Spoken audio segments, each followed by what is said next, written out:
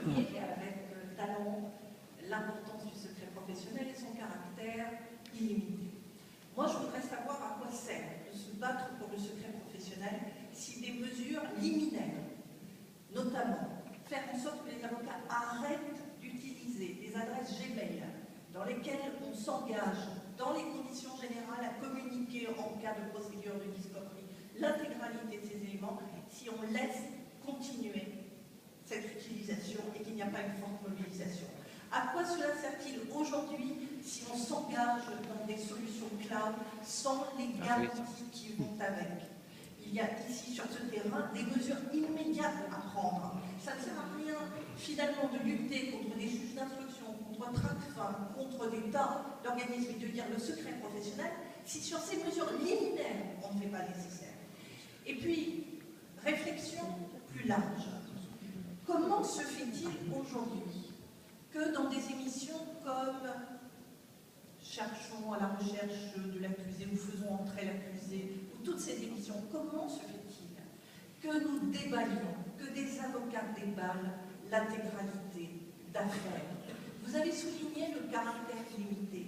Comment, sur ce terrain-là, à une échelle, et cela se pratique dans tous les pays de plus en plus, on voit les journalistes obtenir, avec la complicité des avocats, des informations sur des affaires.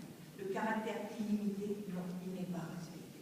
Et ce secret professionnel, c'est d'abord chez les avocats qu'il faut véritablement tout mettre en œuvre pour le conduire. Merci. Merci.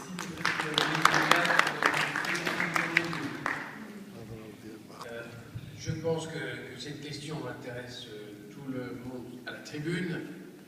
Je voudrais commencer par répondre en rappelant une anecdote. Nous sommes au début du XXIe siècle, mais il y a 100 ans, à peu près, au début du siècle dernier, la question s'est posée de savoir si les avocats avaient le droit de répondre au téléphone.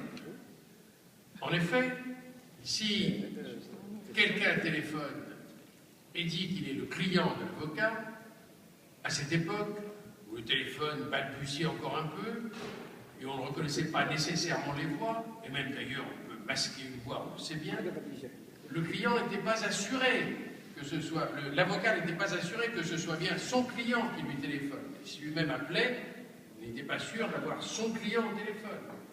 Donc les bâtonniers de l'époque ont considéré qu'il était contraire au respect du secret professionnel pour un avocat de répondre au téléphone. Et puis, vous le savez, les choses ont évolué. Il n'est pas interdit maintenant de répondre au téléphone. Le problème du téléphone est réglé, même si on peut écouter les téléphones contre son gré, et même si les voix sont masquées au téléphone. Mais c'est difficile de s'en passer.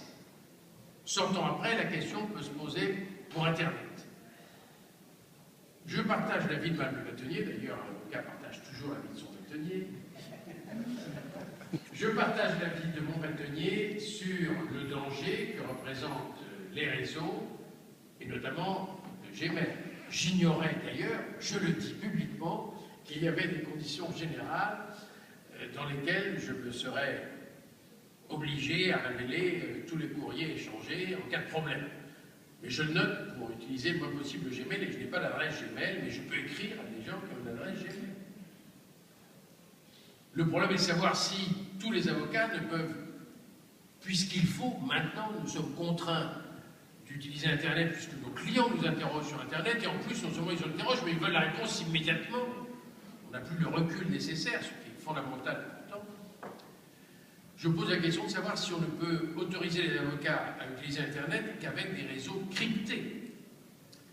Il y a deux sortes de réseaux, ou trois sortes. Il y a les réseaux courants, et deux autres sortes de réseaux. D'une part, les réseaux sécurisés, comme par exemple en France le RPPA, les réseaux qui nous permettent de communiquer avec les tribunaux. Les Canadiens sont une fois de plus en avance sur nous, mais nous essayons de rattraper le retard.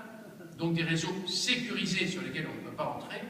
Et puis encore d'autres réseaux qui sont les réseaux cryptés, qui sont des réseaux sur lesquels non seulement on ne peut pas entrer, mais même si on entrait, on ne pourrait pas déterminer la conversation ou le texte, car il faut avoir la machine, l'algorithme de décryptage.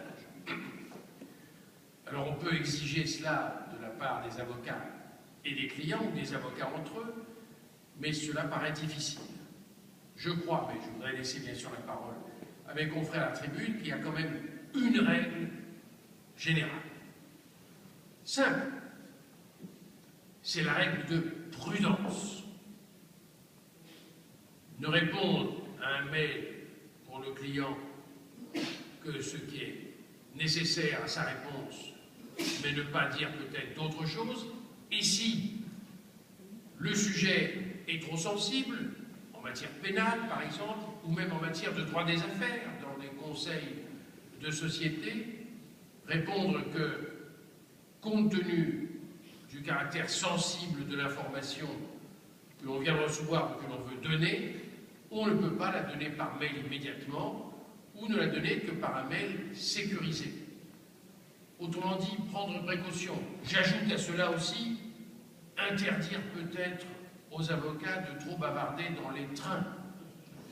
Vous savez que dans un train fort connu, qui relie deux pays voisins séparés par une petite rivière appelée le Kievrin, il y a des voyageurs à grandes oreilles qui, même de bonne foi, captent les informations qu'ils ne devraient pas entendre. Et c'est vrai entre la France et la Belgique, mais c'est vrai peut-être aussi entre la France, l'Italie, la France et l'Espagne, ou même à l'intérieur de la France ou à l'intérieur de n'importe quel autre pays, en Allemagne ou ailleurs. Les conversations dans les lieux publics, et surtout les lieux publics à espace clos, sont à proscrire. Lorsqu'on évoque le secret professionnel, il est parfois violé d'une manière consciente, mais il est aussi violé parfois d'une manière inconsciente, ce qui est grave. Donc je termine, parce que moi aussi je vais parler longtemps. La règle de prudence, elle s'impose à nous. Elle s'impose aux jeunes avocats qui ne savent pas encore, mais elle s'impose aussi aux avocats chevronnés qui croient prendre toutes les mesures de prudence et qui parfois parlent eux aussi.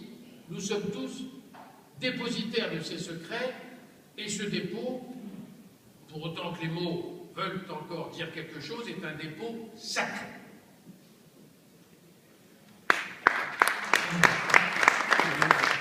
Je partage tout à fait ce qui vient d'être dit sur les mails. Dans notre pays, nous avons un règlement sur l'utilisation des technologies de l'information. Et il est interdit pour un avocat d'avoir une adresse Hotmail, Gmail, etc. Et nous avons, lors de mon bâtonnat, identifié la trentaine d'avocats qui avaient de telles adresses, et je leur ai enjoint de changer cette adresse.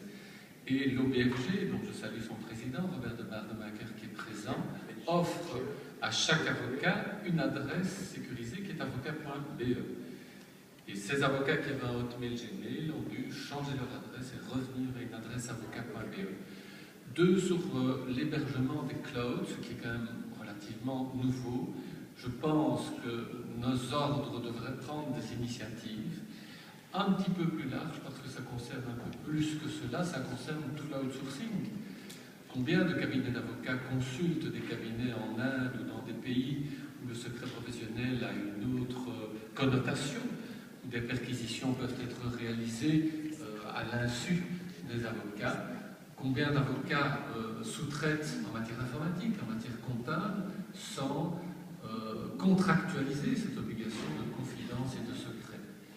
Et troisième observation, les plateaux de télévision et les médias, c'est quand même hallucinant de voir dans tous nos pays, de voir les avocats intervenir dans des émissions de télévision en prenant part au débat dans des dossiers où ils interviennent sans être protégés par quoi que ce soit. Et je suis de ceux qui ne plaident pas pour l'extension de l'immunité de plaidoirie sur les plateaux de télévision. Ce n'est pas un lieu sacré où les règles du procès équitable, de la contradiction et de la loyauté sont respectées. Et donc chacun prend ses responsabilités. Je crois que les bâtonniers doivent prendre les leurs aussi. Et je laisse le dernier mot à Maître Gerfay. Monsieur le bâtonnier, vous avez le dernier mot. C'est bien gentil, merci. Je vais simplement faire la